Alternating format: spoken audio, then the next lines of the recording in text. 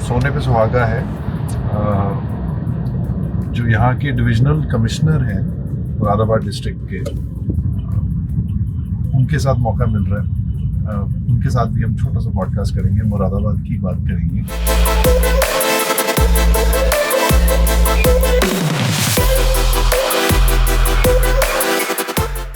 Hello sir, welcome to the deep root talks. Thank you sir, आप इस समय time दे रहे हैं।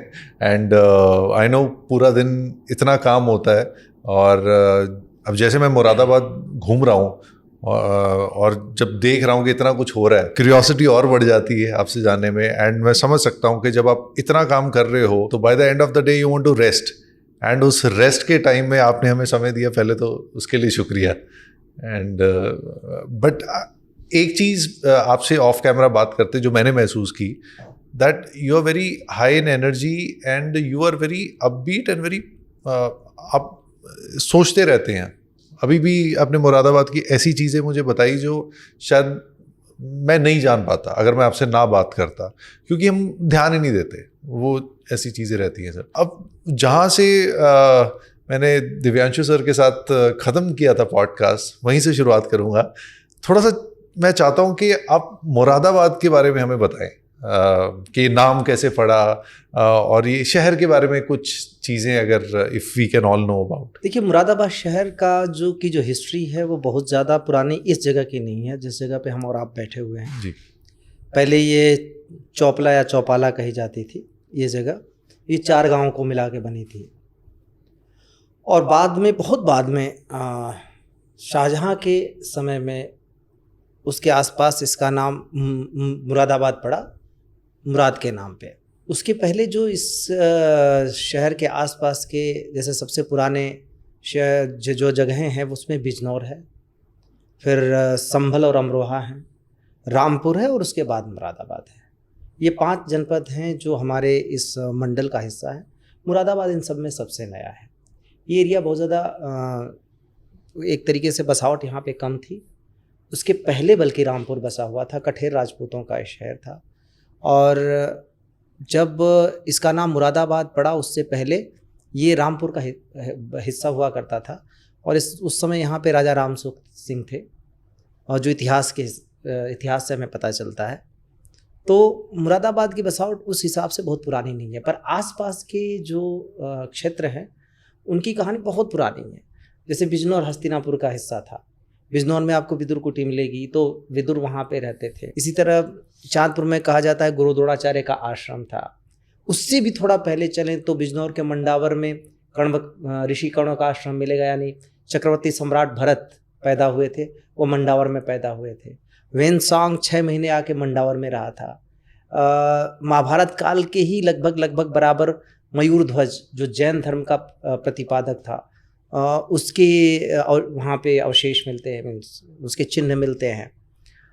और बाह का कुआं ये बताता है कि उसके बारे में हालांकि दावे बहुत ज़्यादा हैं, अलग अलग हैं, पर उसमें पृथ्वीराज चौहान की बहन अंबिका देवी से उसको जोड़ा जाता है।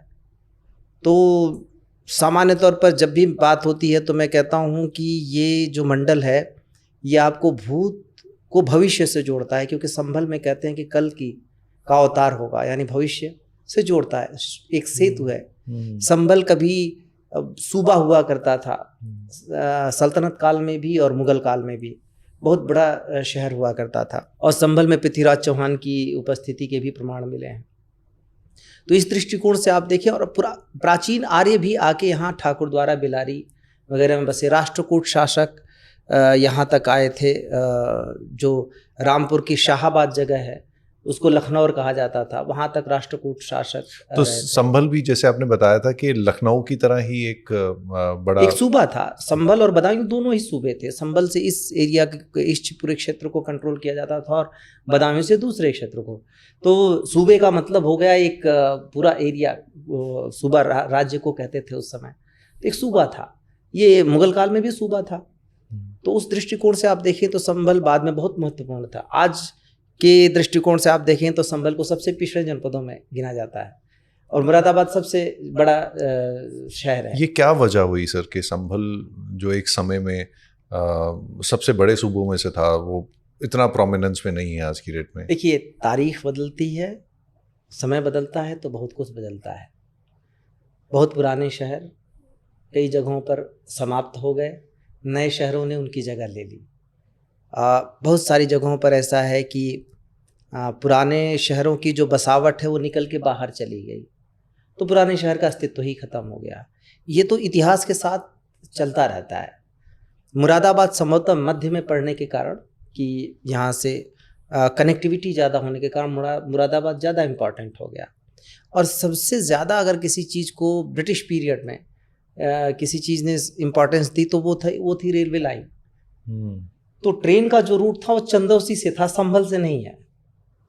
और इसी तरह मुरादाबाद से ट्रेन का रूट तो है जो कि जाके कनेक्ट करता है काठगोदाम, और कम से कम उत्तराखंड को तो कवर करता ही है।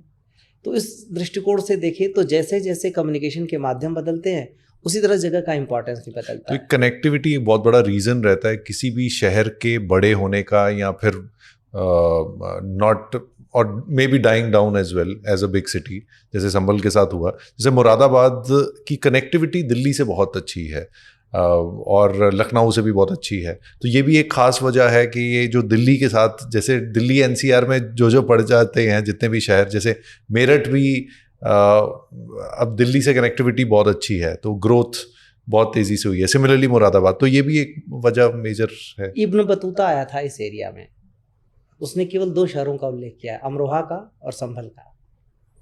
तो जाहिर सी बात है कि उसके समय में यही दोनों महत्वपूर्ण रहे होंगे। और उस समय चूँकि कनेक्टिविटी ये रोड की नहीं थी और वो कंफ्यूज्ड भी था, रामगंगा नदी कहाँ पे है इसको लेकर।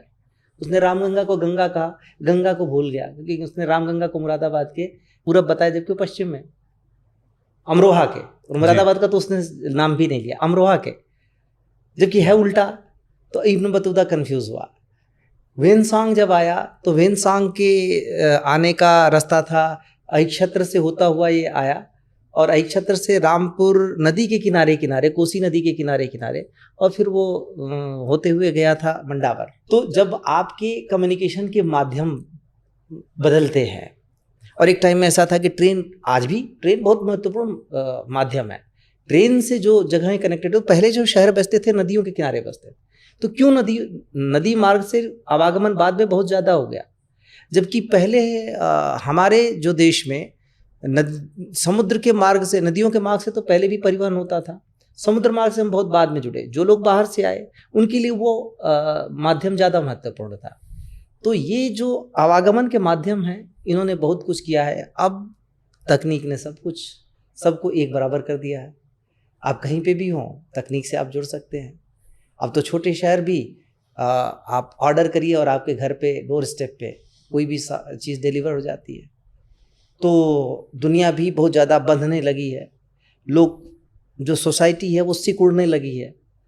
अब एक दूसरे से कम्युनिकेशन भी टूटने लगा है, क्योंकि हर चीज़ आपके दरवाजे पे बैठे उपलब्ध होने लगी है। ये बदलाव निरंतर सतत चलते रहना है, कभी ऊपर कभी नीचे। हम भी उसी बदलाव के से गुजर रहे हैं। सर, जब मैंने लोकल इंटरैक्ट किया, लोकल लोगों से बात की, तो एक कॉमन चीज़ सुनने को मिली है कि पिछले 2-3 साल में बहुत डेवलपमेंट हुई है और बहुत इम्प्रूवमेंट्स हुई हैं चीज़ों में। इसकी मेजर वजह क्या है सर? देखिए, इसकी एक तो मुरादाबाद स्मार्ट सिटी परियोजना के अंदर आया, जो माननीय प्रधानमंत्री जी के उससे चला। दूसरी बात यह है कि जब शहर के विकास की बात आती है तो माननीय मुख्यमंत्री जी का ये कहना था कि आप किसी शहर को विकसित करिए तो उसकी संस्कृति के साथ विकसित करिए। मेरा भी मानना यही है। जब आप किसी जगह को उसकी विशिष्टताओं के साथ विकसित करते हैं, वो विकास ज़्यादा लंबा टिकता है। जब हम कोई चीज़ थोपते हैं शहर पे, तो वो बहुत लंबा नहीं चलता, क्योंकि हर जगह की, हर समाज की अपनी विशिष्ट आदतें हैं और वो एक पहचान है। उस पहचान को वापस उस जगह पे, और वो तार्किक तौर पे है। हमारी परंपरा में कोई भी ऐसी चीज़ नहीं जो तार्किक ना हो, और आप कहीं ना कहीं अगर विज्ञान से और खासतौर से व्यवहार विज्ञान से जोड़ेंगे तो आपको एकदम उसको तार्किक रूप से आपके सामने न आवे। चाहे हमारे त्यौहार जोड़ लीजिए, जो हमारी धरती से पैदा हुए, यानी भारत की धरती से जो भी त्यौहार निकले हैं, जो भी रिचुअल्स निकले हैं, वो सभी आप देखेंगे हमारी बेहतरी के लिए। लास्ट में अगर उसकी कहानियों पे मत जाइए, जो उस समय हम उस दौरान जिस तरीके से हम त्यौहार मनाते हैं उसके तर्क पे जाइए, उसके पीछे की भावना पे जाइए, तो आपको लगेगा कि हमारी बेहतरी के लिए। ठीक उसी तरह मुरादाबाद में भी विकास के बहुत सारी चीज़ों पे जब शुरू में हम काम कर रहे थे, तो पहले आप नींव तैयार करते हैं। एक लंबा समय लगा कि यहाँ की शहर की जो बसावट है, जो शहर के बसने का तरीका है, उसमें परिवर्तन बहुत मुश्किल होता है।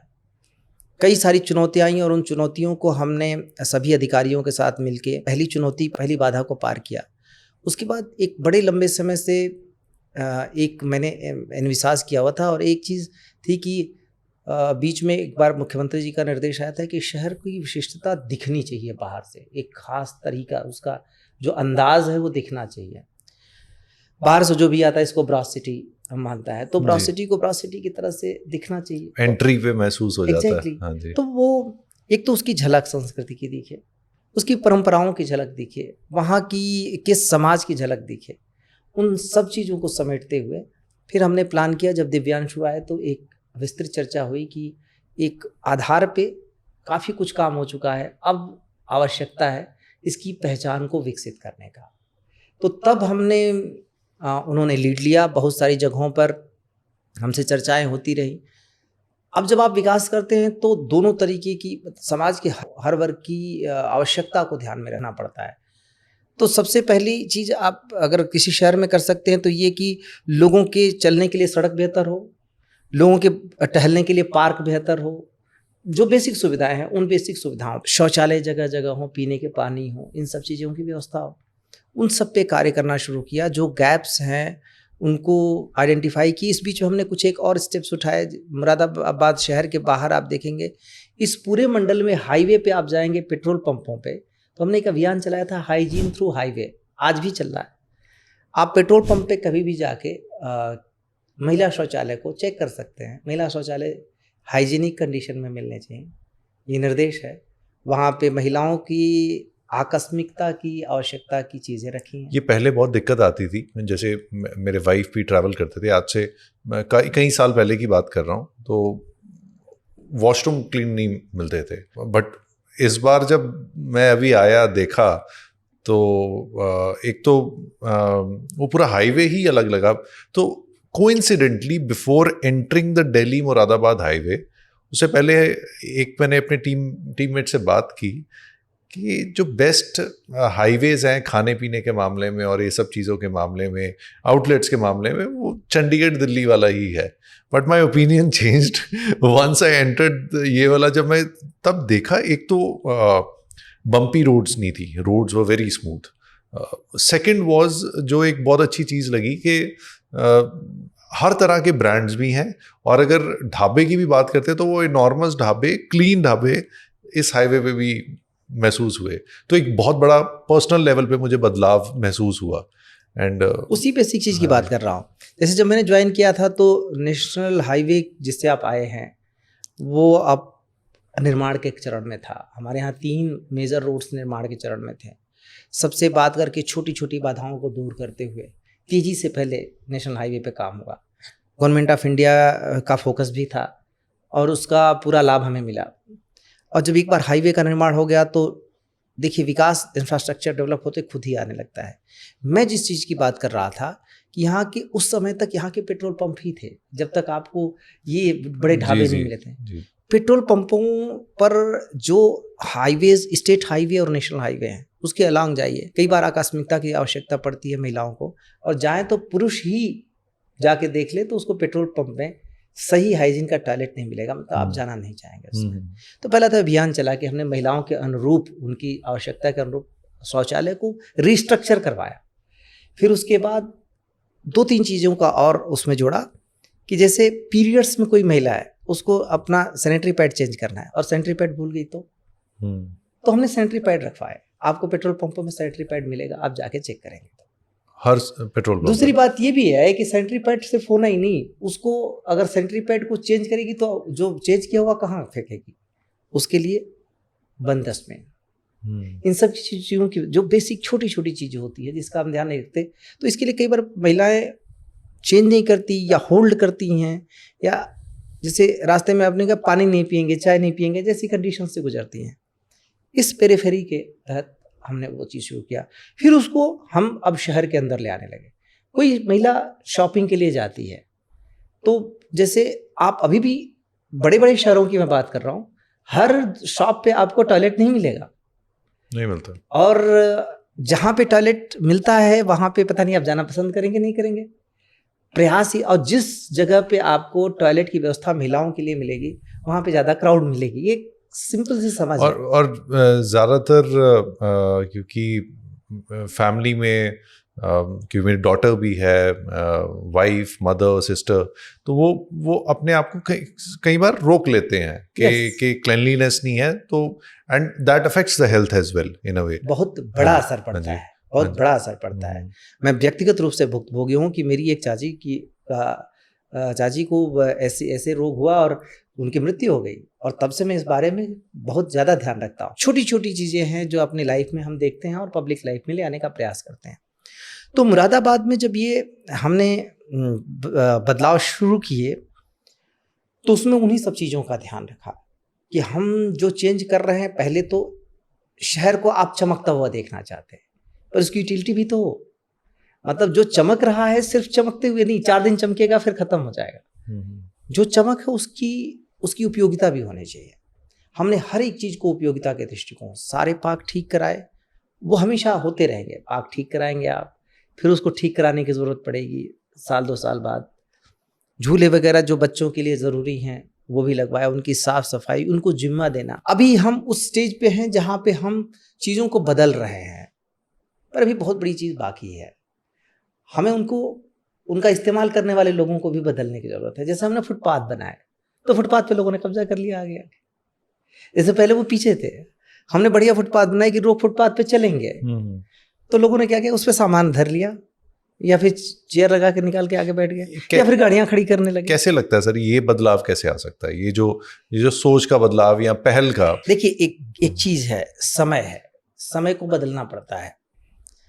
हाँ, इस समय ना सबके दिमाग में ये है कि जो भी काम है ना वो सरकार का है। जैसे कोई भी चीज आती है, कोई भी एक आपदा आती है तो सरकार क्या कर रही है, समाज क्या कर रहा है? क्या हर मोहल्ले में पहले छोटे छोटे संगठन हुआ करते थे। जैसे मुझे याद है अपने गांव में हम लोग सुबह जो प्रातःकाल का नित्य का नियम था, और जब मैं छोटा था तो पहला काम कि अपने पशुओं के गोबर सिर पे रखो और फेंक आओ, चाहे घूर में, जैसे बारिश के समय में घूर में फेंकते थे, बाकी टाइम खेत में, तो फेंक आओ। उसके बाद आओ और बड़े बड़े वो अरहर के बांध के झाड़ू बनाते थे और उससे दरवाजा, हम लोग कहते थे बाहर का पूरा एरिया साफ करते थे, घर की महिलाएं साफ करती थी। उसके बाद जाके दातुन करते थे। जो आपकी जिंदगी का 10वां हिस्सा है वो समाज का है, ये हमारी परंपरा कहती है। दशमांश, 10वां हिस्सा क्या? आपका पैसा, क्या चीज?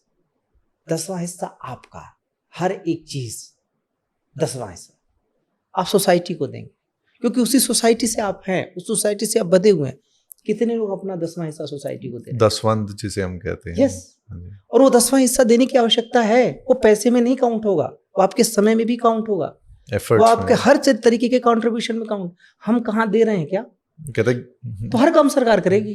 Giving back to the society वो हर किसी को करने की जरूरत है। अच्छा, आप सोसाइटी को हमारे हाथ में दे रहे हैं, अधिकारियों के हाथ में दे रहे हैं, और फिर हमसे शिकायत कर रहे हैं। नहीं, एक आयरनी नहीं है तो क्या है सर? एक ये मेरा पर्सनल एक्सपीरियंस रहा है। जैसे हम लिटरिंग को हमने इतना नॉर्मलाइज किया हुआ है फैमिलीज में। हम गाड़ी से चलते हैं, गाड़ी नहीं गंदी करेंगे, गाड़ी के बाहर हम चाहे बोतल भी उठा के बाहर फेंक देंगे चलती गाड़ी से, किसी को लग सकती है, कुछ सकती है। और 5 अगर लोग गाड़ी में बैठे हैं, कोई भी ऑब्जेक्ट नहीं करेगा, वो इतना नॉर्मलाइज हो जाता है।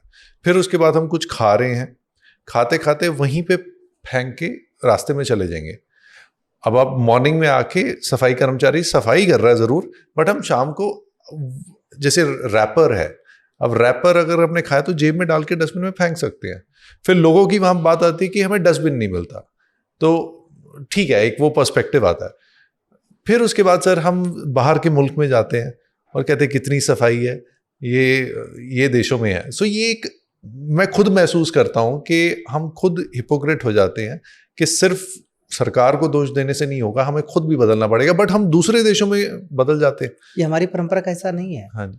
आप सोचिए हमारी परंपरा में क्या है, हमारी परंपरा में पूजा पाठ है। जब आप पूजा पाठ करते हैं तो पूजा की जो सामग्री हवन वगैरह जब करते हैं तो क्या उसको वहीं छोड़ देते हैं? तो कहते हैं कि इसको आप नदी के किनारे गाड़ आइए या किसी तालाब के किनारे, यानी सुरक्षित उसका डिस्पोजल। ये तो सब पे लागू होना था ना, ये तो हमारी परंपरा थी। हम क्या कर रहे हैं? अच्छा, घूर बना होता था, घूर में कोई प्लास्टिक डालता था क्या कभी? हमने नहीं डालते देखा। घूर में केवल गोबर पड़ता था और बाकी सबके अलग होते थे निपटान के लिए। एक चीज सब भूल जा रहे हैं कि वो बैक आप ही को देगा। उदाहरण दे रहा हूं, अभी बारिश हो रही है, थोड़ी सी बारिश होगी, मुरादाबाद शहर भर जाएगा। बारिश होगी तो ऑब्वियसली पानी जमा होगा। अब लोग चिल्लाना शुरू करेंगे, खुल गई नगर निगम के दावों की पोल, नाले साफ किए नहीं, नगर पालिका को अलग, नगर पंचायत को अलग, सरकार को अलग, अधिकारी को अलग। एक बात बताइए कि क्या नालों में प्लास्टिक डालने सरकार गई थी? आपके हर ठेले तो नालों के पास खड़े होंगे, तो आप कहेंगे अधिकारी आंख मूंद के वहीं से जा रहे हैं। अगर हम हटाना शुरू करेंगे तो कहेंगे कि अधिकारी तो गरीब विरोधी हैं, गरीबों को हटा रहे हैं। आगे कुआं पीछे खाई, क्योंकि वो अधिकारी का काम है ही नहीं, वो सोसाइटी का काम है। हम कर क्या रहे हैं? हर जगह सिर्फ जिस जगह पे हम समस्या हो उसके लिए सरकार दोषी है, जबकि मैनेजमेंट सोसाइटी को करना था। नाले पे आपको नहीं रहना है, नाले पे गंदे पानी को जाना है। आपको कूड़ा घर के बगल में नहीं रहना है, कूड़ा घर में कूड़े को पड़ना है। सर ऐसी क्या छोटी छोटी चीजें हर कोई कर सकता है, चाहे वो मुरादाबाद हो या पूरा हिंदुस्तान हो, जिससे ये प्रॉब्लम एक लार्ज स्केल पे रेडिकेट हो? क्योंकि we are very large in population. अगर हर एक इंसान छोटा छोटा भी वो कदम उठाएगा तो बहुत बड़ा इम्पैक्ट आएगा उसका। करने की नहीं, सबसे ज्यादा तो नहीं करने की जरूरत है। फुटपाथ पे कब्जा मत करिए।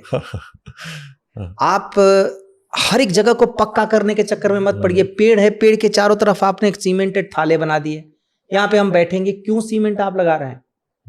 पेड़ पे पानी जब जाएगा तो जड़ों के थ्रू नीचे पहुंचेगा, पर्कुलेट होगा, वाटर रिचार्ज होगा। मत करिए ना, टाइल्स हर जगह मत लगाइए ना। हर चीज को आप चमकाना बंद करिए। प्रकृति की अपनी एक प्रकृति है, उसका एक स्वभाव है, आपका एक स्वभाव है। किसी को उसके स्वभाव के अनुरूप क्यों नहीं पनपने देते, क्यों नहीं चलने देते? आप हर एक चीज को क्या पक्का करना आवश्यक है? आई थिंक मिट्टी के जो हमारे फ्लोर भी पहले घरों में पुराने बनते थे, वो साइंटिफिकली इसीलिए शायद। मैं तो कह रहा हूं आप न करिए मिट्टी के फ्लोर। एक पेड़ आप लगा सकते हैं, आपके घर के बाहर दो तीन पेड़ होने चाहिए। घर के बाहर आपने दालान बना दिया, नकली घास लगा दी, चलो नकली घास ही, उस पर कारपेट लगा के लोग नकली घास लगा रहे हैं, क्योंकि कीचड़ हो जाएगा उसमें, तो वो कहाँ जाएगा? आप नाले जो है वो कवर कर मत करिए, जितना आने जाने का रास्ता उतना ही कवर करिए। क्यों सुंदर दिखाना चाहते हैं? प्लास्टिक नालों में मत डालिए। जो लोग कवर कर रहे हैं टोकना शुरू करिए। मैंने कहा ना, हर वार्ड में, हर जगह पर यह संगठन होना चाहिए। एक जिम्मेदारी खुद समाज को लेनी पड़ेगी। क्या नहीं करना है, क्या करना है इससे ज्यादा अभी तो क्या नहीं करना है। अंडू करने की चीजें बहुत सारी हैं, वो कहने की जरूरत नहीं, पता सबको है। अच्छा ये बताइए, जाम क्यों लगता है? जल्दीबाजी में हर एक को ओवरटेक करना है, वो 10 लेन बन जाती है। तो क्यों जल्दीबाजी है? कौन सी जल्दीबाजी है? जाके आप कौन सा काम करें? मुझको लगता है अगर 100 लोग गुजर रहे हैं तो मुश्किल से 3 लोगों को जल्दीबाजी होती होगी। उन 3 लोगों को आप रास्ता क्यों नहीं दे सकते? सबको हड़बड़ी मची हुई है, जल्दी जाना है, जल्दी कर जाके क्या कर रहा है? हर एक आदमी विचार करे, जिसके पास जो अभी आधुनिक जितनी तकनीक है उससे लैस है। कितनी समय आप अपने मोबाइल फोन पे रील देखते हुए गुजारते हैं? क्या वो आपके उस जल्दीबाजी वाले में से माइनस नहीं किया जा सकता? क्या उस समय का यूटिलाइजेशन दूसरे तरीके से नहीं हो सकता? क्या वो रोड पे ही सारा रैश होना? अब एक अलग समस्या है। इंफ्रास्ट्रक्चर बढ़िया तेजी से डेवलप कर दिया, सबसे ज्यादा एक्सीडेंट इस एरिया में हो रहे हैं। सबसे ज्यादा इन द सेंस कि बाहरी जगहों से नहीं, मैं समय के हिसाब से कह रहा हूँ, यानी पहले जितना एक्सीडेंट होते थे इसी एरिया में, उससे एक्सीडेंट अचानक से बढ़ने लगे, जबकि हमने ब्लैक स्पॉट सारे दुरुस्त करवा दिए, फिर भी क्यों हो रहे? Rash driving. बाइक से सबसे ज्यादा एक्सीडेंट्स हो रहे हैं। हेलमेट कोई नहीं पहनेगा। आप तिपहिया वाहन लेकर हाईवे पे निकल जाएंगे, आप बिना हेलमेट के हाईवे पे निकल जाएंगे, कहेंगे पुलिस चालान न करती है तो क्या करें, पुलिस वाले खुद ही हेलमेट नहीं लगा रहे हैं। ये कौन सी होड़ है? कौन सा कंपटीशन है? कौन कितना गलत कर लेगा, कौन कितना सही कर लेगा कि कंपटीशन क्यों नहीं है?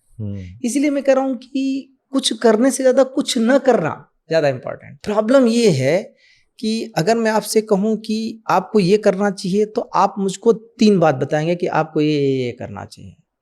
अगर मैं कहूं कि आपकी एक बात गलत है तो उसका जवाब ये है कि आप मुझको 4 बताएंगे कि आप में ये गलत है। ये जवाब हो गया है।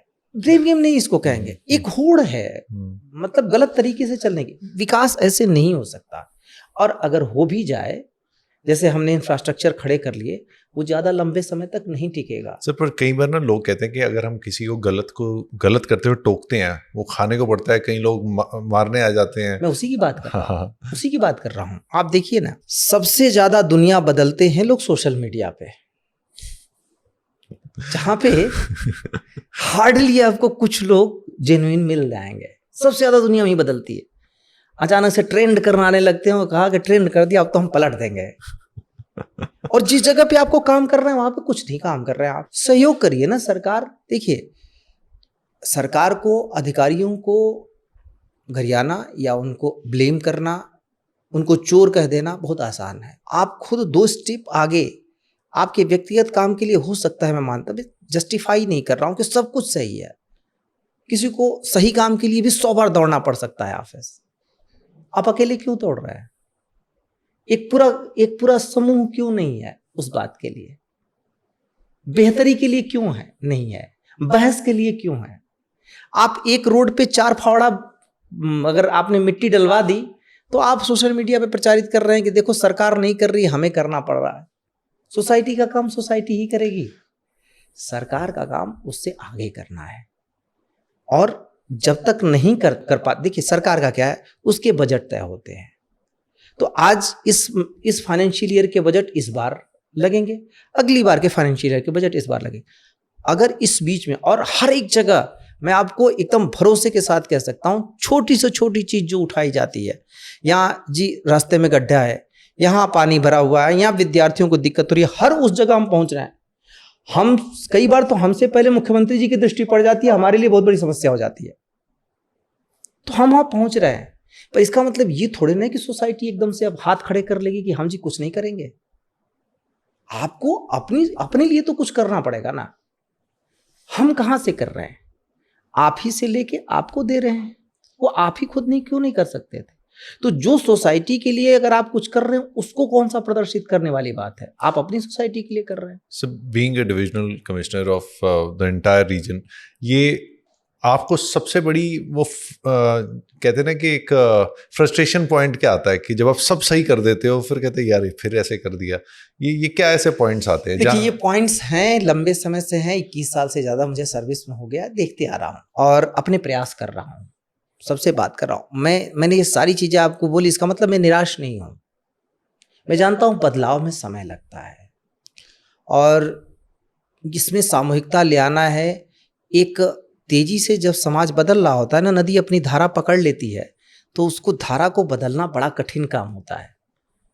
हमें उस जगह पे लेके जाना पड़ेगा जहां पे बच्चों को सिर्फ पाठ्यक्रम में चीजें ना, व्यवहार में दिखें।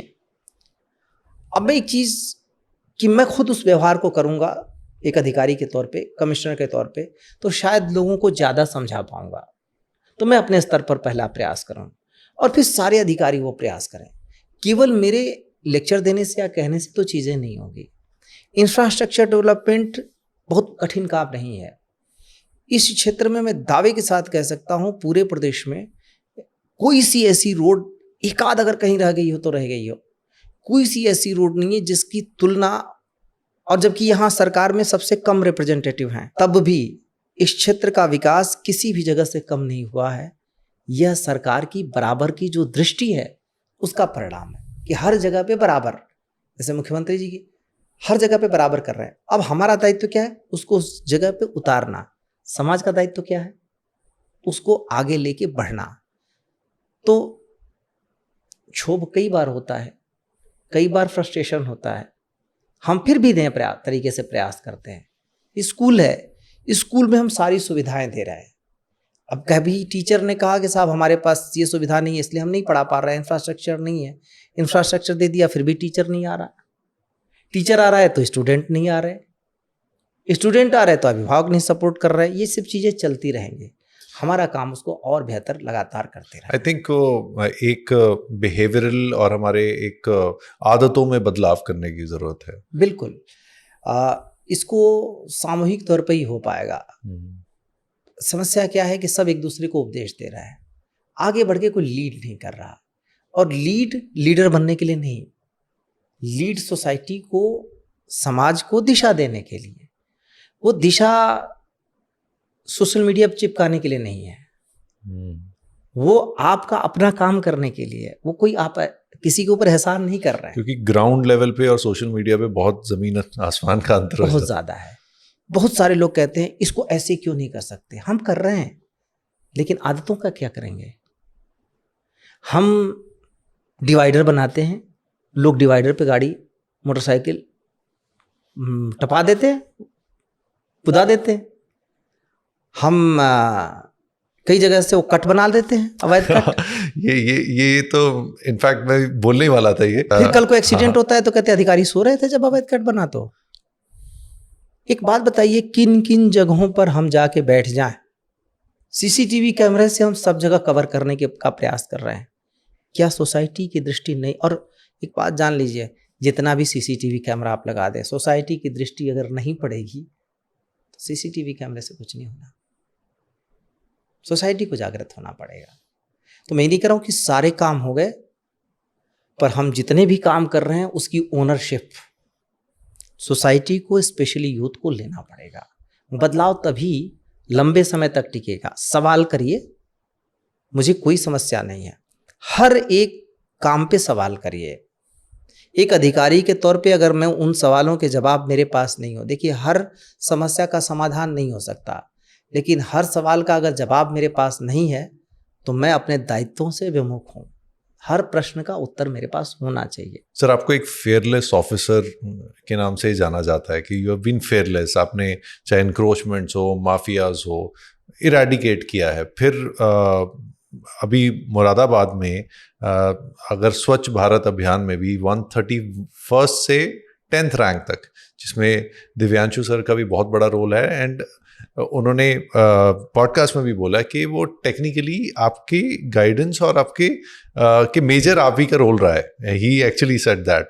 सो despite of all the odds, how were you able to reach to this feat के 131 से 10 पे पहुंचे और मेंटेन किया उसे? देखिए, चीज़ों को आइडेंटिफाई करना। अभी आज की डेट में मैं इस पूरे मंडल की इंडस्ट्री की स्टेटस पे एक रिपोर्ट तैयार हो चुकी है। एग्रीकल्चर की रिपोर्ट पे मैं काम कर रहा हूँ, और हर एक गांव का गजेटियर तैयार कर रहे हैं। गजेटियर का मतलब हर गांव की पूरी इन्फॉर्मेशन एक जगह पे इकट्ठा करना, एक गांव का एक पूरा दस्तावेज। ये मैंने तीनों चीज़ें आपको इसलिए बताई कि हर एक चीज़ को पढ़ना और समस्या को समझना कि कहाँ से वो है। और जब आपको एग्जीक्यूट करने वाला सही अधिकारी मिल जाता है तो आपकी आधी समस्या सॉल्व हो जाती है, कुछ चीज़ें सही ढंग से होने लगती हैं। मुरादाबाद में जो पॉल्यूशन के कारण कई सारे थे, उन सबको गिने गए। ऐसा नहीं कि सब कुछ सही हो गया है, पर हमने उसको हर एक चीज़ को बिट बाय बिट अलग अलग जगहों पे देखा, और जो समस्या थी उन पे डिस्कशन किया कैसे हो सकता है। दिव्यांशु ने सही जगह पे, जैसे कि हमारे यहाँ कूड़े का ढेर था, लीगेसी जो वेस्ट था, आज आप देखेंगे वो पूरी तरह ख़त्म है। उसमें थोड़ा सख्त होना पड़ा, थोड़ा कड़े कदम लेने पड़े। कई लोगों को मतलब तमाम प्रेशर्स के बावजूद लोगों को बाहर करना पड़ा। कई सारी जगहों पे हमें अड़ना पड़ा। कई सारे लोग इससे नाराज भी होते हैं, लेकिन हमने तय कर लिया कि इस जगह पर हमें स्ट्रिक्ट ही रहना है। तो ठीक है, अधिकारी एग्जीक्यूट करता है और मेरा काम है उसको सही ढंग से सरकार के समक्ष रखना, उसको डिफेंड करना। वो काम मैं करूँगा। अगर कोई चीज़ सही काम हो रहा है तो मेरी ड्यूटी है, उस ड्यूटी को करते हैं। ये टीम वर्क है, कोई एक व्यक्ति या दो व्यक्ति नहीं कर सकते, सारे नीचे से लेके सबको कन्विंस करना पड़ता है। सारी टीम अगर आपके साथ है तो आप एग्जीक्यूट कर ले जाते हैं जी। और जब टीम स्कैटर्ड होती है, बिखरी हुई होती है, तो समस्या होती है। मैं इस बात में विश्वास रखता हूं कि हमारा काम तो कई बार होता है कि योजना बनाना, और योजना तो क्या है, आपको लगता है कि मुझसे बेहतर तो कोई सोच ही नहीं सकता, और जहां ये अगर आपके दिमाग में आए कि मुझसे बेहतर कोई नहीं सोच सकता, तो आपके दिमाग में रात को एक योजना आई, आपने कल अधिकारियों को बुलाया, कहा ये एग्जीक्यूट करो। असल चीज क्या है कि समस्या को सबसे डिस्कशन करना, सबके ओपिनियन लेना। अब अगर कोई योजना आपके दिमाग में है तो उसमें क्या बाधाएं आ सकती हैं, उन सबको डिस्कस करके करेक्ट करना। एक बार सारी टीम अगर आपकी एक पेज पे है तो देन अच्छा, तो पूरी टीम डिस्कशन के बाद ही बिल्कुल। एग्जीक्यूशन। तो ये सबके साथ मिलके होता है। ऑब्वियसली लीडरशिप नगर आयुक्त की होती है, मेरा काम होता है उन चीज़ों को डिस्कशन करने के बाद उस चीज़ को मॉनिटर करना। मैं सिर्फ उतना ही करता रहता हूँ। ये सारा काम नगर निगम की पूरी टीम ने किया है।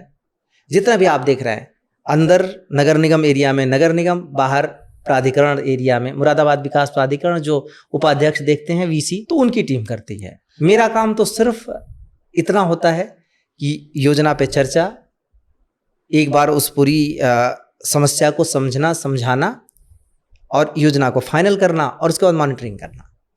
तो ये जो सारा अचीवमेंट है इस पूरी टीम का है, और उसमें सबसे बड़ा रोल जिलाधिकारी का होता है।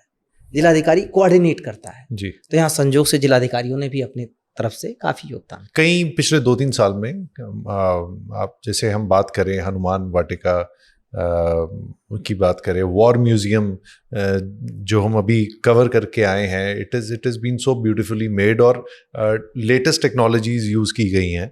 अब how excited are you with the war museum? मैं सबसे पहले तो इसी पे देखिए, वॉर म्यूजियम आपको पता है कि कैंटोनमेंट एरिया के बाहर, हाँ जी, ये पहला वॉर म्यूजियम पहला है, और इसके पीछे विजन है। इस क्षेत्र में कभी आप बिजनौर की तरफ अगर सुबह सुबह जाएंगे तो आपको लड़के दौड़ते हुए दिखाई देंगे। वो आर्मी में भर्ती की तैयारी कर रहे होते हैं, सवेरे सवेरे सड़क पे दौड़ रहे हैं। लेकिन आर्मी को लेके आज भी हम सब के बीच में जो जितने सिविलियंस हैं, समझ बहुत कम है।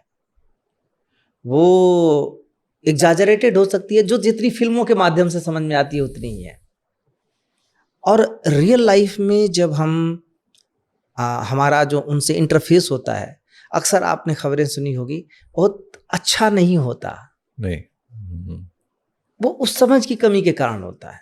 दूसरी बात, आर्मी को ये मूवीज देख के जो से भारत माता की जय और भारतीय सेना की जय करना अलग मुद्दा है, उसको समझ के उसके अंदर जाना दूसरा मुद्दा है। तो ये वॉर म्यूजियम का सबसे बड़ा जो विजन है वो ये है कि आर्मी के तीनों विंग, आर्मी जब मैं कहता हूँ तो मैं नॉर्मल शब्द पूरा डिफेंस हो गया जी। पूरी डिफेंस की बात कर रहा हूँ, क्योंकि उसके 3 विंग हैं। तो जाहिर सी बात है कि डिफेंस के तीनों ही अंगों के बारे में एक तो आम समझ बेहतर करना, ताकि उनके प्रति संवेदनशीलता आवे। जैसे उदाहरण के तौर पर, आर्मी का जो व्यक्ति होगा, नेवी का जो व्यक्ति होगा, एयरफोर्स का जो व्यक्ति होगा, वो अपने डिसिप्लिन में रहता है। तो जब वो घर पे भी आता है तो यहाँ पे भी अपने डिसिप्लिन में रहता है। कुछ एक अपवादों को छोड़ दिया जाए तो अब उसको कई बार लोग सोशल ना होना जैसा भी लेते हैं, या कई बार उसको अक्खड़ भी मान सकते हैं, या कई आपने सुना होगा कि कई सारी चीजें शब्द प्रयोग किए जाते हैं।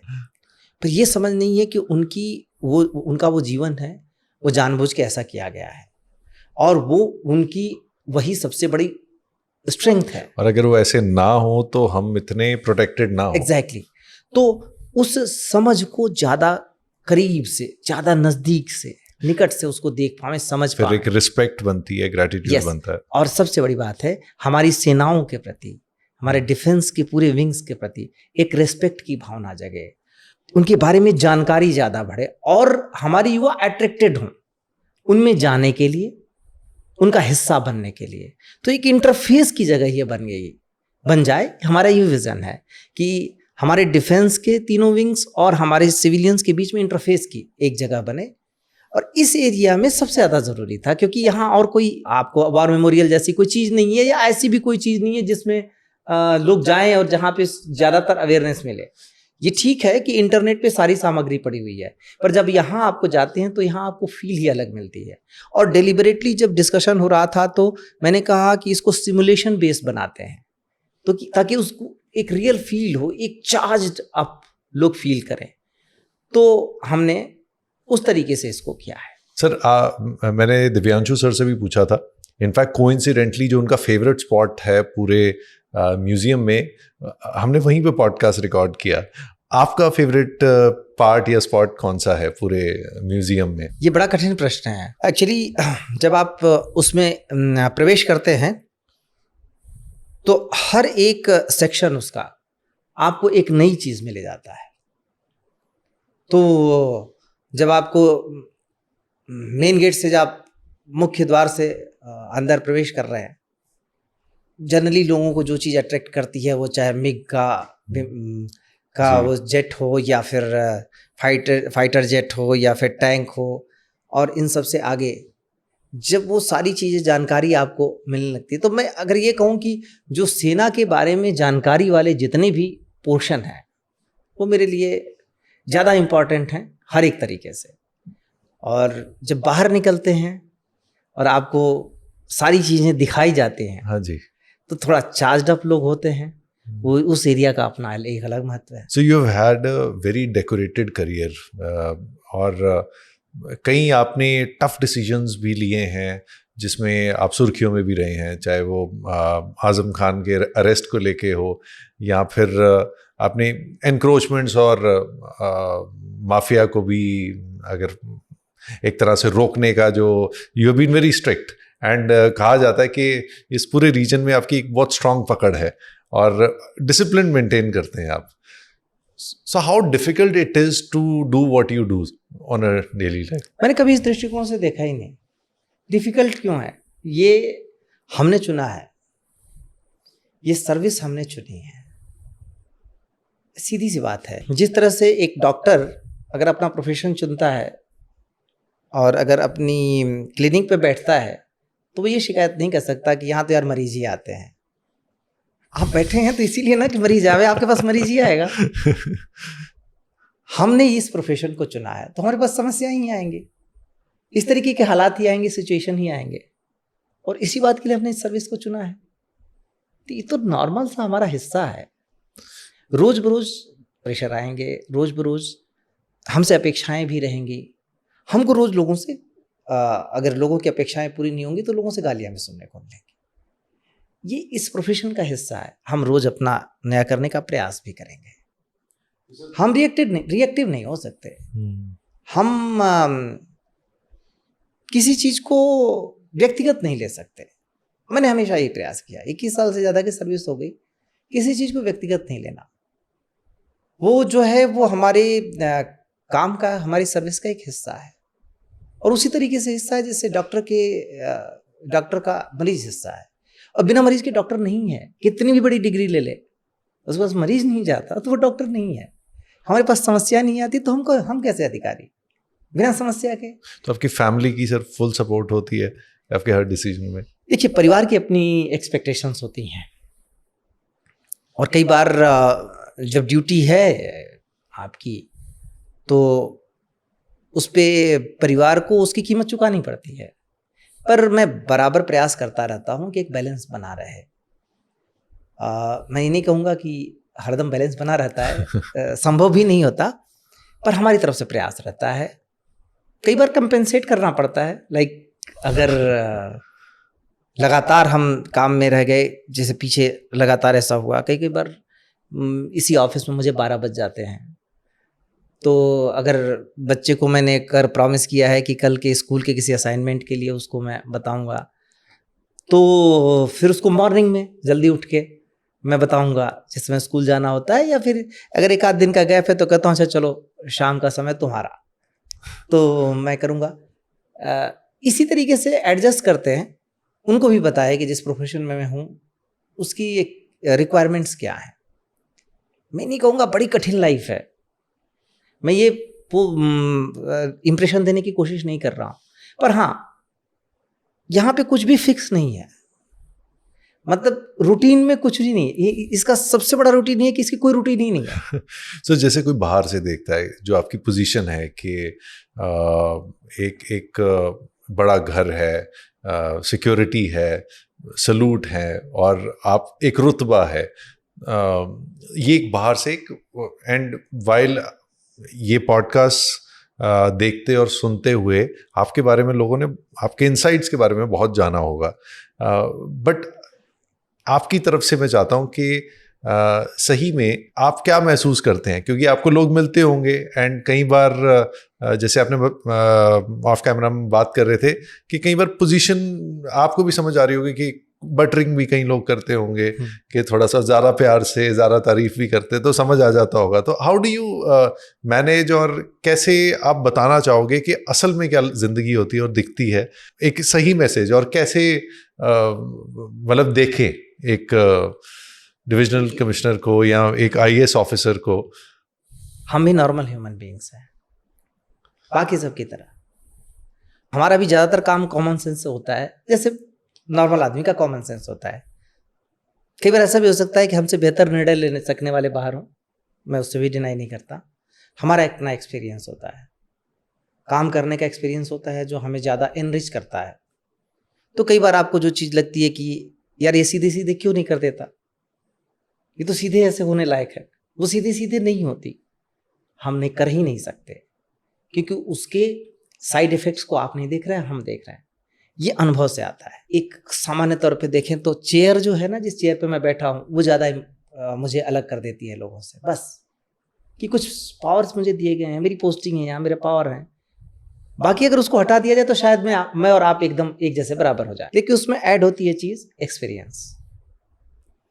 और रोज क्या होता है, आप जितने लोगों से एक्सपीरियंस में गुजरते हैं, हमारे यहाँ उस जैसे करीब 20 लोग आ जाते हैं, तो हमारे पास ना एक दिन में जितना आपका एक्सपीरियंस होता है उसका 20 गुना एक्सपीरियंस आ जाता है, क्योंकि आपके अंदर जो एक्सपीरियंस है वो भी आप मुझसे शेयर करके जाएंगे और आपके ठीक अपोजिट वाला वो भी अपना एक्सपीरियंस शेयर करके जाएगा। मैं व्यवहारिक सी बात कर रहा हूँ, लेकिन जो भी है ना वो सरकार का है। हम सरकार की पॉलिसी से बंधे हैं और सरकार के आदेशों से बंधे हैं, और जो हम करते हैं वो सरकार के ही बिहाफ पे करते हैं, सरकार की ताकत से करते हैं, सरकार की शक्ति से करते हैं।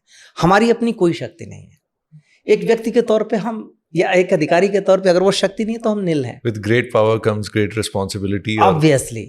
तो जब हम कोई चीज़ करते हैं, हम फील्ड में बिहेव करते हैं, हमें इस बात का ध्यान रखना पड़ता है हम सरकार का क्या संदेश लोगों के बीच में दे रहे हैं, और मैं सिर्फ इसी एक चीज़ से गाइड होता हूँ। मेरी सोच, मेरी प्लानिंग, मेरा एक्शन, वो सारा कुछ सरकार के हितों के विपरीत नहीं हो सकता, और उस सरकार में लोग शामिल हैं, क्योंकि वो पब्लिक में संदेश जाना है। वो जो लोग हैं उन्होंने सरकार चुना है, और हम चुने हुए जनप्रतिनिधियों द्वारा चुनी सरकार के अंतर्गत काम करते हैं, उनके नीचे काम करते हैं। तो लोगों के लिए क्या बेहतर है, सरकार का संदेश लोगों के बीच में क्या बेहतर करेगा, यही हमारा ध्येय रहता है और इसी पे हम काम करते हैं। ऑब्वियसली नियम है, कानून है, हमारे ऊपर बहुत सारे एक्ट्स हैं, उन सबको भी करते हैं। और ये भी मैं कहूँगा कि बहुत सारे लोग इस चीज़ को इस तरीके से भी लेंगे कि अगर 10 लोग ये मानते हैं कि मैं अच्छा करता हूँ तो उसमें 4 लोग ये भी होंगे जो कहेंगे कि अरे कुछ नहीं करता, क्योंकि हम सबकी उम्मीदों पे खरे नहीं उतर सकते। सबकी एक्सपेक्टेशंस अलग होती हैं। जैसे एक व्यक्ति आता है मेरे पास उदाहरण के तौर पे कि देखिए जी हमारी ज़मीन पे, हमारे मकान पे इसने कब्जा कर लिया। दूसरा व्यक्ति आता है कि हमारी ज़मीन पे इसने कब्जा कर लिया।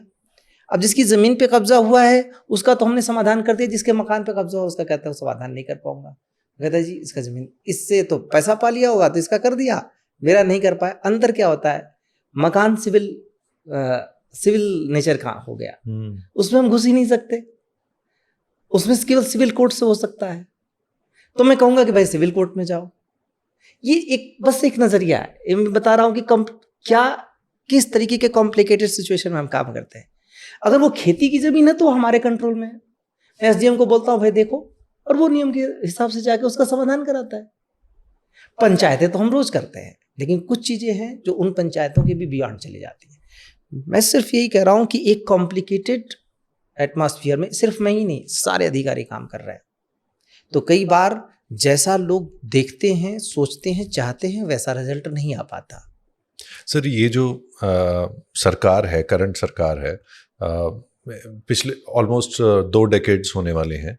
इस समय में, इस दौरान जो decision making of officers in general improve हुई है। I am seeing growth in the state. मैं एक ऑनेस्ट न्यूट्रल रिव्यू के पॉइंट ऑफ व्यू से कि काफ़ी ग्रोथ देखी हर जगह, चाहे मैं लखनऊ हो, हम गोरखपुर जाएं, मुरादाबाद है, और भी सिटीज़ में तो ग्रोथ हमें दिखती है।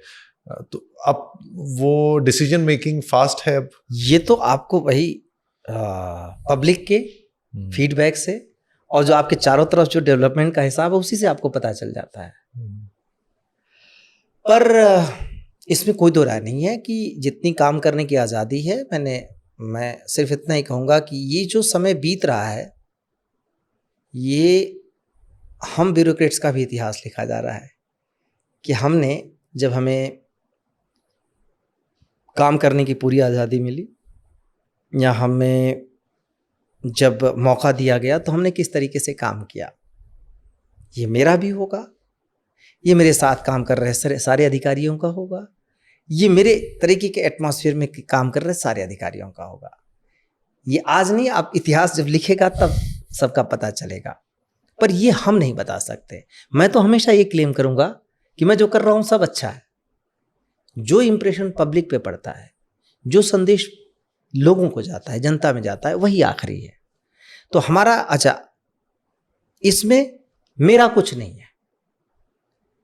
अगर मेरा कुछ है तो कहीं गलती है, वो मेरी है, क्योंकि सरकार का, कोई भी सरकार नहीं चाहेगी कि कोई खराब संदेश पब्लिक के बीच में जाए। अब बीच में पड़े हम, अगर हमारी वजह से संदेश खराब हो रहा है, इसका मतलब कि कहीं पे हमें समझने में दिक्कत हुई है, हम सही ढंग से कन्वे नहीं कर पा रहे। इस चीज़ को मैं इसी तरीके से लेता हूँ, रोज बरोज हम अपने आप को इम्प्रूव करने का प्रयास करते हैं। Thank you so much sir, आपने बिल्कुल कैंडिड आंसर्स दिए हैं और ऑनेस्ट आंसर्स दिए हैं, एंड बिल्कुल एक कनेक्ट करने वाले आंसर्स दिए हैं आपने। मुरादाबाद की अगर बात करें सर, यहाँ का फेवरेट आप फूड कौन सा है आपका? देखिए, बाहर तो मैं खाता नहीं और ये एक बड़ी समस्या रहती है, कई बार परिवार के लिए भी बहुत बड़ी समस्या रहती है। पर हाँ, यहाँ की जो फेमस चीज़ें मैं आपको बता सकता हूँ जी। कभी आपको मुरादाबाद में मुरादाबादी दाल बहुत फेमस है, यहाँ की दाल फेमस है, बिरयानी फेमस है, दो कि मैंने खाई नहीं, फिर भी जो लोगों से सुना है, यहाँ की बिरयानी फेमस है। यहाँ पे मूंग दाल का रसगुल्ला एक जगह मिलता है, वो बहुत, मूंग दाल का रसगुल्ला, मूंग दाल का रसगुल्ला जो यहीं पे बनता है। यहाँ अमरोहे का मिल्क केक, नगीना का गुलाब जामुन, वो यहाँ चंदौसी की चाट, तो बहुत सारी चीज़ें आपको ऐसी मिलेंगी। रामपुर का हबशी हलवा, रामपुर में ही आपको अदरक का हलवा मिलता है, प्याज का हलवा मिलता है, मिर्च का हलवा मिलता है। वो पुराने नवाबी तरीके से बनाया जाता है और एक ही व्यक्ति मिर्च का बनाता है मिर्च का हलवा, और आपको बहुत टेस्टी लगेगा। हमने हाल ही में एक यहाँ पर आयोजन किया था, साहित्यिक आयोजन किया था, लिट फेस्ट किया था एक तरीके से। उसमें कल्चर भी उसका बहुत एसेंशियल, कल्चर को ही आधार बना के किया था। तो उसमें लोगों ने बहुत सराहा था। मिर्च का हलवा, अदरक का हलवा, लहसुन का हलवा, वो सारी चीज़ें बनती है। तो बहुत सारी चीज़, अच्छा, उसमें ये कहने के लिए नहीं है सिर्फ, उसमें औषधीय चूँकि तरीके से बनाया जाता है। और रामपुर रज़ा लाइब्रेरी जो यहाँ की सबसे फेमस लाइब्रेरी है, दुनिया की सबसे खूबसूरत लाइब्रेरी में से एक कहा जाता है उसको, वहाँ पे इस तरीके के बहुत सारी किताबें में रखी हैं जिनमें इन सारे व्यंजनों का जिक्र है और यहाँ की खासियतों का जिक्र है। तो वो सारी चीज़ें भी आपको मिल जाएंगी। तो खाने पीने में ये एरिया, ये क्षेत्र बहुत ज़्यादा समृद्ध है। वो चाहे आप डेजर्ट के मामले में कह लें कि यहाँ सिंघाड़े की कचरी कहते हैं इसको, ये बनता है धामपुर में का फेमस है। वो थोड़ा अलग होता है, चाट ही होती है, बहुत अलग तरीके की। तो अमरोहे का मिल्क केक है। हाँ, अमरोहे का मिल्क केक मैंने खाया। किसी एक का कहूँगा तो, लेकिन हाँ बहुत सारी चीज़ें हैं जो यहाँ पे बनती हैं। यहाँ के हलवाई बड़े फेमस हुआ करते थे कभी। आई थिंक सबके मुंह में पानी आ रहा है। But thank you so much sir, thanks for your time. And आपको कैसा लगा सर सुप्रीत सिंह शो पे आके? बहुत बहुत थैंक यू, अच्छा लगा। बहुत सारी चीज़ें हैं जो मुरादाबाद की लोगों तक जानी शेष हैं। क्या है, एक मैसेज होता है जो आप दूर से पाते हैं। परसेप्शन बड़ा इंपॉर्टेंट हो गया है आजकल के दौर में। आप जिस चीज़ को जैसे परसीव करना चाहते हैं वैसे ही परसीव करेंगे। मैं कुछ भी कहूँ, हर एक व्यक्ति ने पहले से एक धारणा बना रखी है कि इसको इस तरीके से लेना है, वो उसकी काट करने को तैयार है। मैं सिर्फ इतना कहूँगा कि सीइंग इज बिलीविंग। मुरादाबाद आइए, जो लोग बाहर से हैं, जहाँ पे जिस तरीके की धारणा है उस धारणा को देख के बनाइए, सुन के नहीं। किसी भी चीज़ को जान के बनाइए।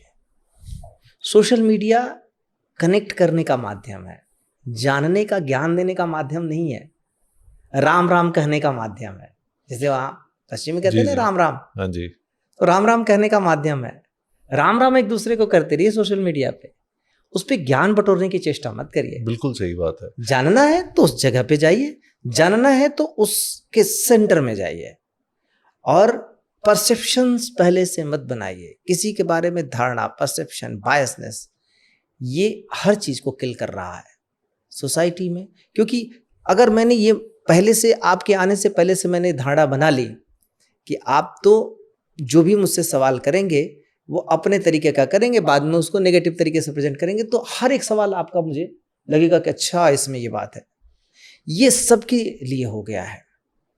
हम उस माहौल में, क्यों मैं एक अधिकारी के तौर पे भी ये कह रहा हूँ, हम उस माहौल में काम करते हैं। हमें लोगों के सहयोग से, लोगों से बातचीत करके काम करना होता है। अविश्वास इतना ज़्यादा हो गया है, हो सकता है कुछ हमारे पीछे कोई ऐसी हिस्ट्री रही हो कि ठीक है, कोई आपने चीज़ चाही या हमने आपसे कोई वायदा किया, नहीं कर पाए। नहीं कर पाने की कई सारी वजह होती है। इसकी वजह से धारणा बना लेना बड़ा गलत है। तो मैं यही कहूँगा कि कोई भी परसेप्शन, कोई भी धारणा बनाइए, वो उस जगह को देख के, उसको जान के, उस विषय को जान के तब बनाइए, या उस व्यक्ति को जान के तब बनाइए। मुरादाबाद के बारे में तो मैं ओपनली बोल सकता हूँ कि कुछ थोड़ी सी परसेप्शन नहीं कह सकता, एक इमेजिनेशन थी कि ऐसा होगा, एंड वो टोटली ब्रेक हो गया। एक और भी चीज़ है। हाँ जी, आप जब मुरादाबाद आए होंगे तो ब्रॉस सिटी मुरादाबाद जी, ये सिर्फ ब्रॉस सिटी रही नहीं, मेटल सिटी हो चुकी है। ये बहुत कम लोगों को पता है। ये सर, इसके बारे में जाते जाते थोड़ा सा प्लीज ये देखिए, मुरादाबाद को लोग ब्रॉस सिटी के तौर पे जानते हैं। अब ब्रॉस सिटी बदल चुकी है, वो मेटल सिटी हो चुकी है, और यहाँ पे इवन वुडन की चीज़ों का जो डेकोरेटिव आइटम्स है बहुत अच्छे बनते हैं। कई सारी फैक्ट्रियाँ हैं जिनमें आपको वुडन वर्क मिलेगा, उसके ऊपर मेटल का वर्क मिलेगा। मेटल के पॉलिशेस बहुत बढ़िया करते हैं वो, चाहे गोल्डन कलर हो, ब्रास कलर हो, सिल्वर कलर हो, और बहुत सुंदर सुंदर आइटम्स बनाते हैं। ऐसा नहीं कि ब्रास का काम नहीं होता, ब्रास का काम होता है, लेकिन वो उसको डेकोरेट करने का काम करते हैं। जैसे अलीगढ़ से कनेक्शन होता है, अलीगढ़ और यहाँ दोनों मिला के काम करते हैं। पर इसके अलावा मुरादाबाद में क्या क्या चीज़ें हैं, बहुत सारी हैं। जैसे मुरादाबाद और उसके आसपास बिजनौर में लकड़ी का काम होता है, ODOP है लकड़ी की वॉल क्लॉक, लकड़ी के छड़ी, लकड़ी के बहुत सारे आइटम्स बनते हैं। और बिजनौर में विग बनता है जो बॉलीवुड तक जाता है। बिजनौर में के नटौर में ब्रश बनता है, ब्रश की इंडस्ट्री। ब्रश का मतलब आपकी दीवार के पेंट वाले ब्रश से लेकर और जो आर्टिस्ट ब्रश जिसको इस्तेमाल करते हैं वो तक, विजुअल आर्टिस्ट सारा कुछ। फिर धामपुर में अभी भी ऑरलूम्स के कपड़े बनते हैं जो बहुत सुंदर कपड़े, वो डिजाइन ही बना देंगे उस पर। ये पूरा एरिया टेलरिंग हब है, अमरोहा से लेके रामपुर तक, चाहे वो शेरवानी हो या घाघरा हो, या फिर लहंगा हो, इन सारी चीज़ों के बहुत अच्छे टेलर्स हैं। इसी तरह से रामपुरी चाकू ऑब्वियसली सब लोग जानते हैं, और चाकू आर्ट है वहाँ का, वो हर तरीके की, मतलब है तो दो डिजाइन उसकी फेमस, लेकिन हर तरीके की चीज़ों को उनको बनाते हैं। फिर वहाँ पे वायलिन बनती है, हैंडमेड वायलिन, ऊद बनती है जो म्यूजिकल इंस्ट्रूमेंट है। वहाँ पे चटापटी का काम होता है, यहाँ पे जरी जरदोजी का काम होता है, और संभल में हॉर्नबोन का काम होता है, मोज़ाइक का काम होता है। अमरोहा में ढोलक, डमरू समेत सारे वाद्य यंत्र बनते हैं, वो वहाँ की खासियत है। तो एक तरीके से अगर आप देखेंगे तो इस पूरे एरिया में हैंडीक्राफ्ट और इन सब चीज़ों को लेके एक बड़ा समृद्ध एरिया है, और एक खास कल्चर है उसका, एक विशिष्ट कल्चर है। यहाँ से बहुत सारे लोग आपको बॉलीवुड में भी मिल जाएंगे जो पहले काम किए रहे। कमाल अमरोही को आप जानते हैं, विशाल भारद्वाज हैं, या फिर प्राण भी कभी यहाँ रहे थे रामपुर में, और उनका कभी कहना था साहित्य से काफी बड़ा लिंक है। साहित्य तो खैर दुष्यंत कुमार जिनकी गजलों ने, हिंदी गजलों ने पूरे हिंदुस्तान को हिला दिया था एक बार, वो यहीं से ओहारा के रहने वाले थे, बिजनौर के। कुंवर बेचैन यहाँ के रहने वाले, और राम अवतार त्यागी यहाँ के रहने वाले, ये तो हिंदी साहित्य के हुए। जॉन एलिया जो कि बाद में पाकिस्तान चले गए थे, और कभी भी वो, उनका कहना था पाकिस्तान का हो के नहीं रह पाए, वो हमेशा हिंदुस्तान के ही रहे। जॉन एलिया अमरोहा के थे, और जिगर मुरादाबादी को सभी लोग जानते हैं। और अमीर मिनाई यहाँ पे रामपुर में रहे, एक लंबे समय तक रहे, और उन्होंने अपनी गज़लें लिखी। मिर्ज़ा गालिब यहाँ आए थे, दाग देहलवी यहाँ पे एक लंबे समय तक रहे। जो बेगम अख्तर, वो बेगम अख्तर यहीं रामपुर में उनको नाम मिला था। गांधी टोपी यहाँ बनी थी, बहुत सारी चीज़ें हैं। रामपुर की टोपी मशहूर है, गांधी टोपी का ईजाद ही रामपुर में हुआ था। जो गांधी टोपी लोग लगाते हैं, वो कहते हैं जब गांधी जी आए थे तो उनके लिए बनाया गया था, और वहीं से गांधी टोपी का ईजाद। जी, तो बहुत सारी चीज़ें इस जगह की खासियत है, छोटी छोटी बहुत सारी चीज़ें हैं जो इस जगह को बहुत ख़ास बनाती हैं।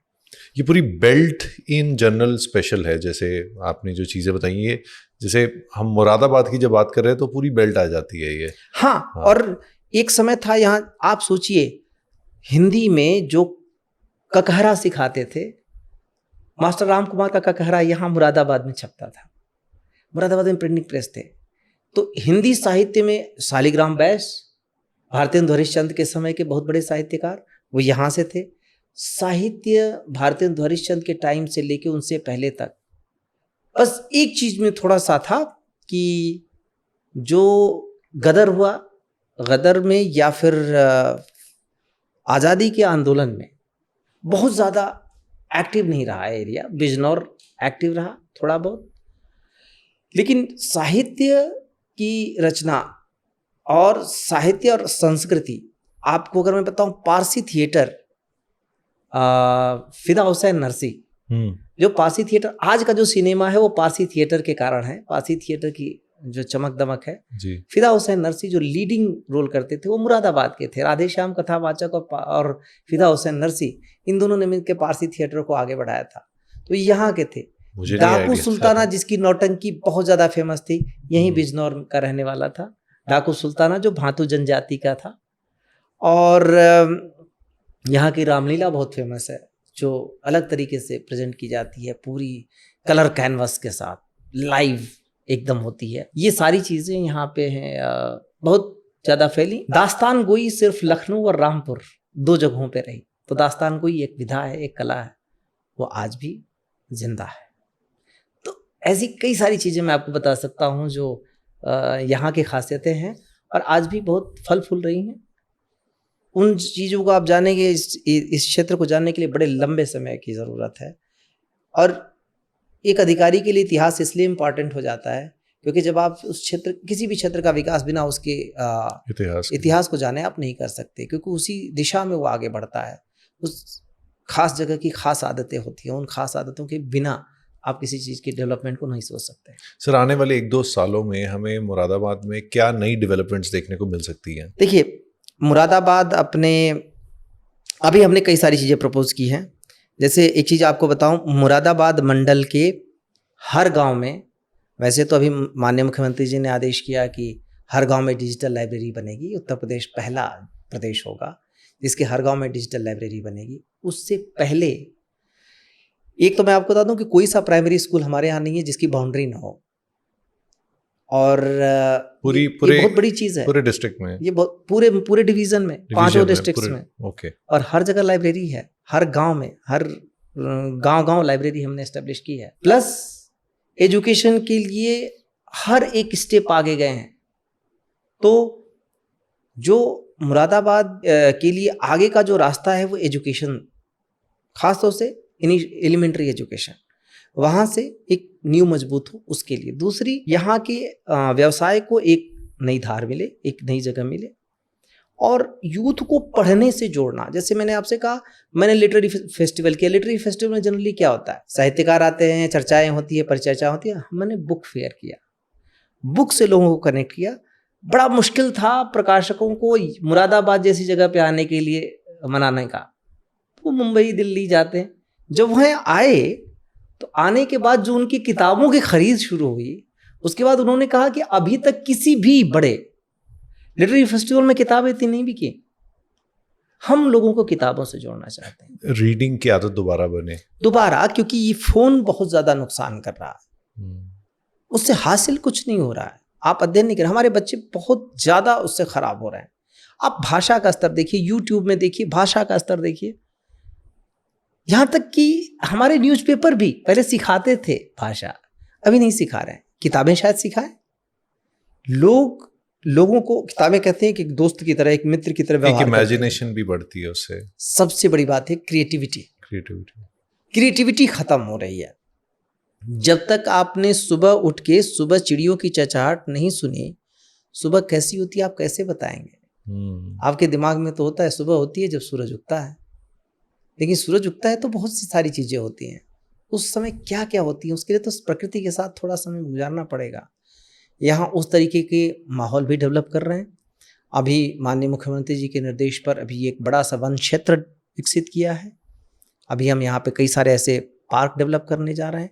एक यहाँ हर्बल पार्क है, वहाँ पर इसी तरीके के माहौल में, इसी तरीके के वातावरण में लोगों को पढ़ने के लिए, यूथ को व्यवस्था देने जा रहे हैं, जहाँ प्रकृति के सानिध्य में आप पढ़ें, वैसी व्यवस्था करने जा रहे हैं। हर्बल पार्क जैसे आयुष है उसी। हाँ, और एक और चीज आपको बताऊं, मुरादाबाद को ये भी उपलब्धि हासिल है कि सुगम्य लाइब्रेरी, जो दिव्यांग बच्चों को अपने पैरों पे खड़ा करने के लिए, उनको पढ़ने के लिए उत्प्रेरित करने के लिए हमने लाइब्रेरी बनाई, जिसमें जितने दृष्टिबाधित बच्चे, उन सभी के लिए हमने ब्रेल लिप से, जो बच्चे मानसिक मंदता के शिकार हैं, उनको उस तरीके की चीज़ों से सिखाने के लिए मुरादाबाद की हर एक तहसील में डेवलप किया था, जिसको प्रधानमंत्री पुरस्कार मिला। अब हम उसको एक कदम आगे ले जा रहे हैं। मुरादाबाद नगर निगम ने एक प्रपोज किया, ऑटिज्म सेंटर। ऑटिज्म से पीड़ित बच्चों के लिए या लोगों के लिए अभी उस लेवल पर संवेदनाएं नहीं हैं। हम ऑल इंक्लूसिव डेवलपमेंट की तरफ बढ़ना चाहते हैं। देखिए, विकास क्या है? डेवलपमेंट केवल चमचमाती सड़कें, चमचमाते एक बड़ी समस्या है। सड़कें सरकार ने बनाई किस लिए? सड़कें सरकार ने बनाई ताकि व्यवसायी फल फूल सकें, किसानों का उत्पाद सही टाइम पे मार्केट में जा सके, और सही मार्केट मिल सके, सही दाम मिल सके। होता क्या है, एक सड़क बनती है, उसके किनारे तुरंत के तुरंत प्लॉटिंग। क्या देने वाला है? कितने घर चाहिए? क्या हम वर्टिकल नहीं जा सकते? हम क्यों हॉरिजॉन्टल जा रहे हैं?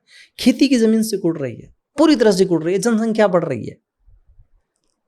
एक जो सोच है ना, वो जो चमक दमक में खोती जा रही है। लोगों को ये एहसास नहीं है कि आप खाएंगे क्या कल को। वो लास्ट में तो आपको खेती किसानी की तरफ ये बहुत संवेदनशील होना पड़ेगा। बड़ा इशू है जो फ्यूचर।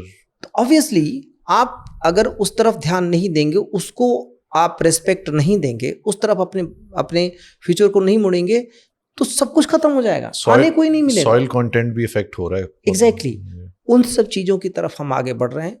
एक ऑल इंक्लूसिव डेवलपमेंट जो सबका सब में हिस्सा हो, सारे ही समाज के हर एक वर्ग को अपनी मेहनत के हिसाब से जहाँ पे प्रतिफल मिलने का अंदेशा हो।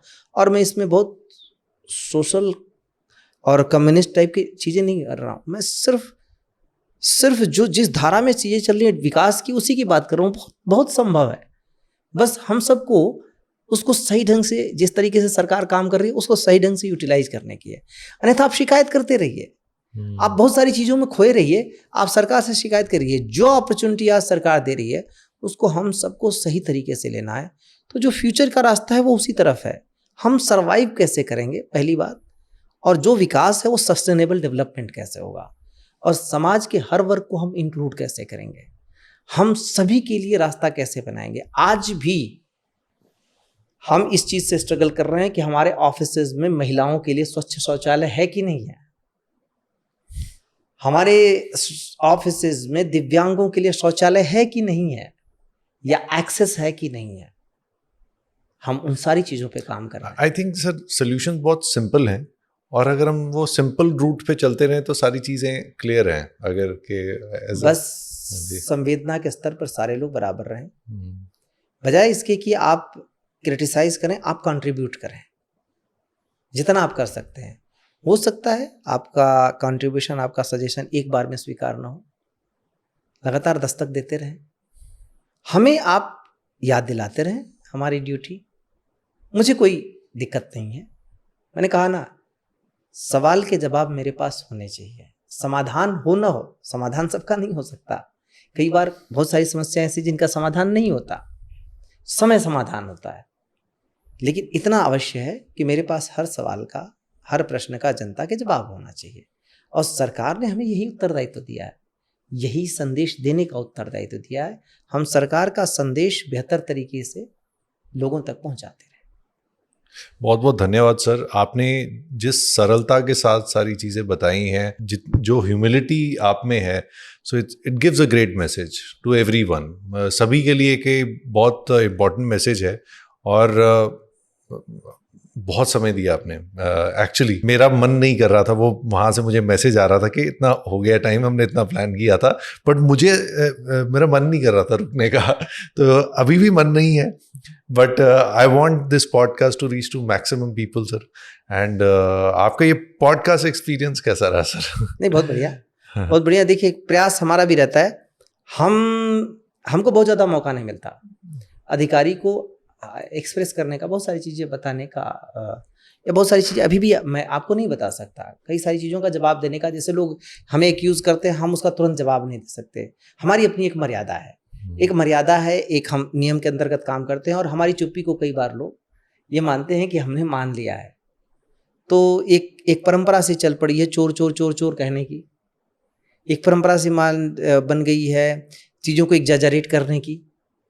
इस सोसाइटी में, इस समाज में हर तरीके के लोग हैं, हर जगह हैं, उतनी संख्या में हम भी हैं। जनरलाइजेशन करना कहीं पे भी उचित नहीं है। और मैं तो ये भी कहूँगा कि आप हमें क्या पढ़ा के भेज रहे हैं, हम तो आप ही से निकल के आए हैं ना, हम तो इसी सोसाइटी से निकल के आए हैं। अगर आप अपने बच्चों को ये पढ़ा रहे हैं कि बेटा किसी तरीके से तैयारी कर ले, बस एक बार नौकरी लग गई तो कुछ नहीं करना है, तो मेरी नौकरी लगी है, मैं कुछ नहीं कर रहा हूं, तब भी आपको समस्या है। किसने सिखाया था? आप नहीं सिखाया ना, एक बार नौकरी पा जा फिर कुछ नहीं करना है। आप हमें सिखा रहे हैं, मत सिखाइए। सही बात है। ये आपके लिए नियम अलग, हमारे लिए अलग नहीं हो सकते। तो बेहतर है कि सोसाइटी अपने आप को करेक्ट करना शुरू करे।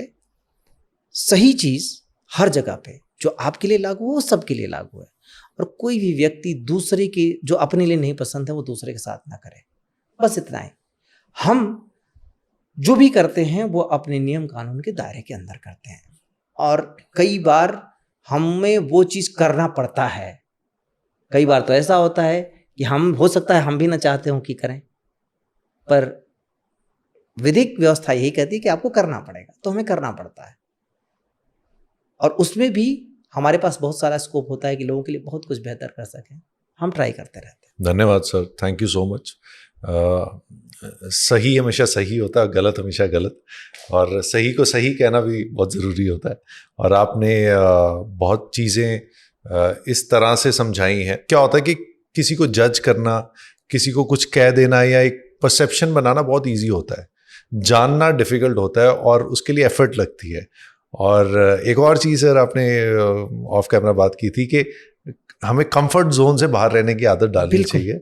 तो ये एक तरह से एक you are leading by example, because you are right now, आप अपने पूरे दिन के बाद इतना समय दिया है कंफर्ट जोन के बाहर, सबके लिए टाइम दिया है, तो इट शोज कि how much honest and dedicated you are towards the service what you're doing to the nation and to the people. Thank you, sir.